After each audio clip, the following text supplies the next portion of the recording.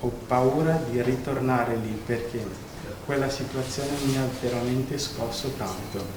Mi sono ritrovato lì intrappolato e non sapevo come agire, per quel motivo,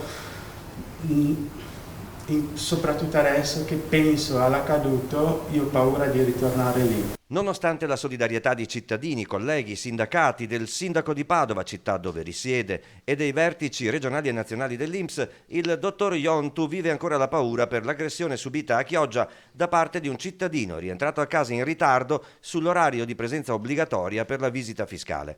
Non prova disprezzo per chi lo ha aggredito e invita tutti ad allargare la visione del problema.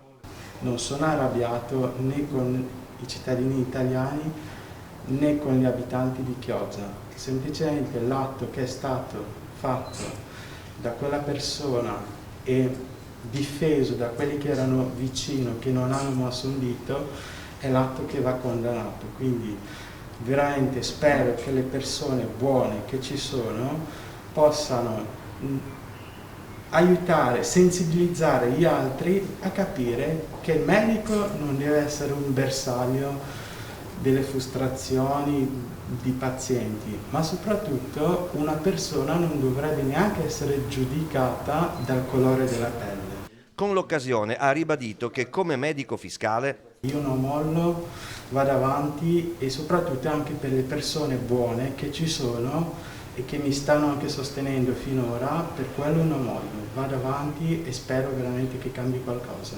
Lui stava andando lì a verificare che quel lavoratore non fosse un falso malato, a tutela della finanza pubblica. Porremo denuncia, faremo formare querela contro i fatti accaduti. Noi come istituto cercheremo di metterlo nella condizione di maggiore protezione possibile proprio per evitare che questo genere di episodi, è il secondo episodio nel giro di 2 mesi che lo interessa personalmente, non abbia a ripetersi ulteriormente in futuro.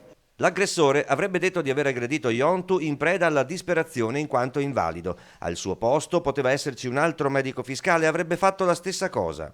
Devono cambiare i rapporti umani, dottore, forse allora, in generale? Sì, bisogna abituarsi al diverso, bisogna essere umani.